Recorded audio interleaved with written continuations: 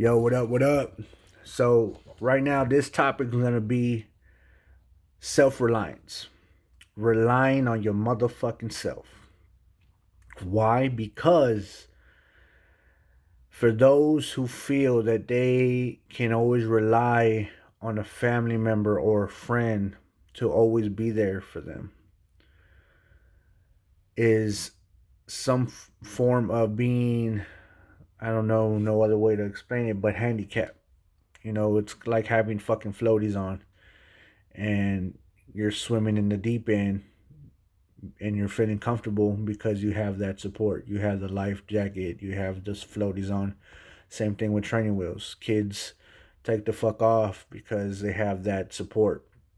Same thing with if you have fucking crutches and you're gonna have to do therapy and you're gonna have to regain mobility and learn how to walk again, learn how to put weight on that leg, weight on your foot, whatever it is that you broke or tore or whatever injury it may be.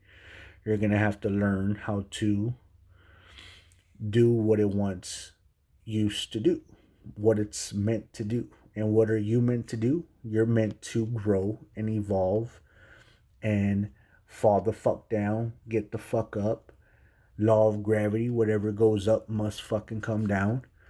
The same fucking thing. So the point I'm trying to make is if you start relying on an individual, whether it's love, being accepted, being, if you're wanting someone to make you happy, like you're gonna continue to keep fucking waiting.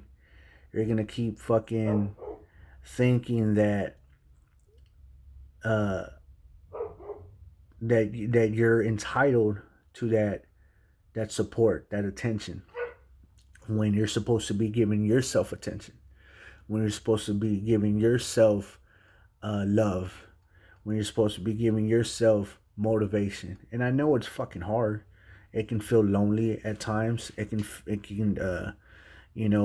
be even confusing because you want that comfort. You want that comfort. You want someone to tell you, "Hey, you're doing a good job. Hey, I love you. Hey, do you need anything? Hey, can I help you with something?" You want someone to lend a hand. And I'm not saying everyone's like this, but the majority of individuals are like this. Maybe 8 out of 10 people, 9 out of 10 people are like this. Our whole lives. The same thing when we're a kid, some parents are right behind their children. And I get it because they can fall or break some shit or hurt themselves. I understand. But if you don't allow your kid to explore and learn certain things to do for themselves, like if they fall down and it really what it was like a little slip, like a little bump or something, that they fell, and right away you're like, "Oh baby, oh my god." Their reaction is what is the fucking first thing they do? They cry. So every fucking time that they fall or they hurt themselves, they're gonna always be expecting for you to be there for them, to comfort them and to soothe them. And that's you're already creating a fucking bad habit. And keep in mind, I got 4 kids. And it's not bad parenting. It's just also showing your your child that, hey, daddy cares for you, mommy cares for you, but there's gonna be some times that mommy and daddy ain't always gonna be there for you. There's gonna be a day where life's gonna smack you in the fucking face, and I'm not, I'm not saying to fucking tell this to your toddler or your 5-year old or even your 10-year old, but I'm just saying, like, it's just a simple fucking example, and if you like, I'll switch it up.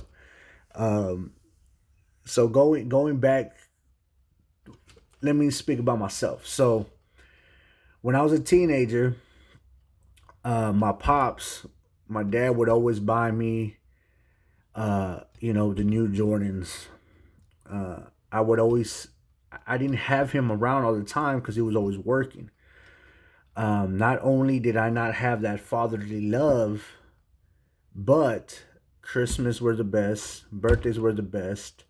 food on the table, no matter what it was, whether it was fucking frijoles and tortillas, or we had some motherfucking steak, some carne asada, because he made some good money that week. It doesn't matter. Uh, went from raggedy, faded clothes to he started, building his business, making a little bit more money, to wearing everything Jordan, Nike, Lacoste, Polo, whatever the fuck.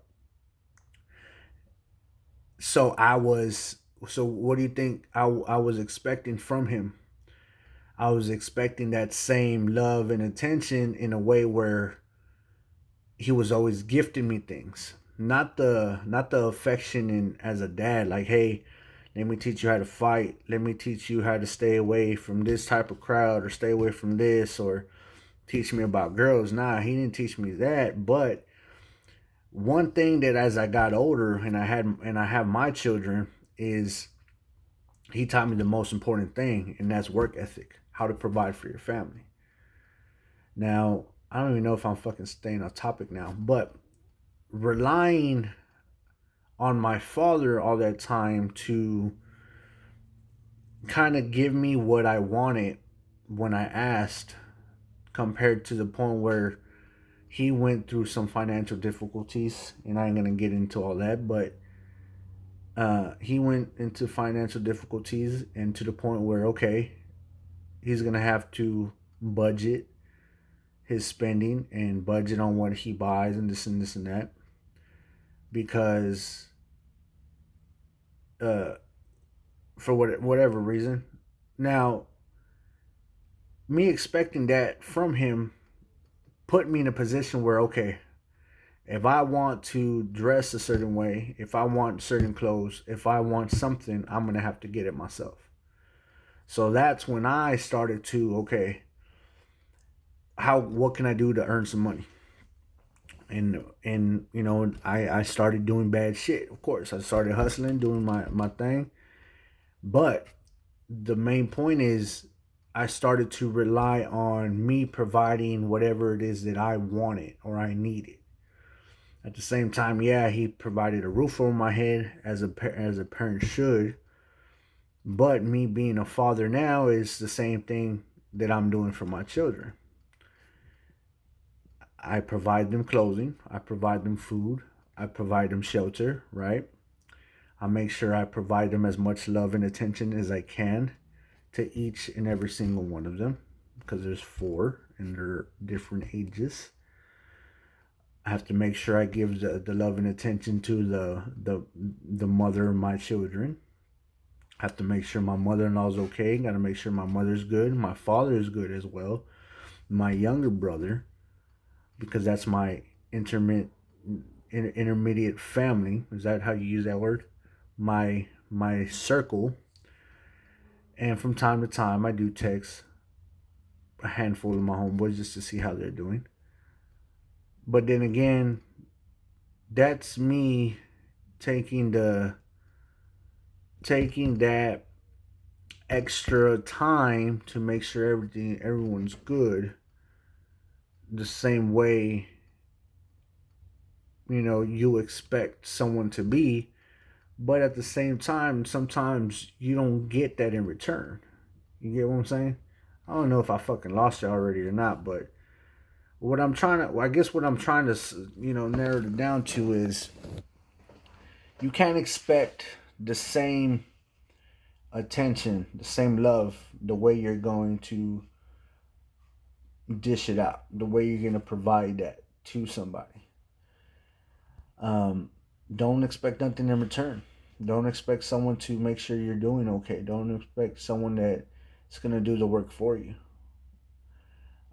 You have to make sure you put yourself in a position of power, or the position where you feel you want to be in, and the only person that's going to do it is yourself.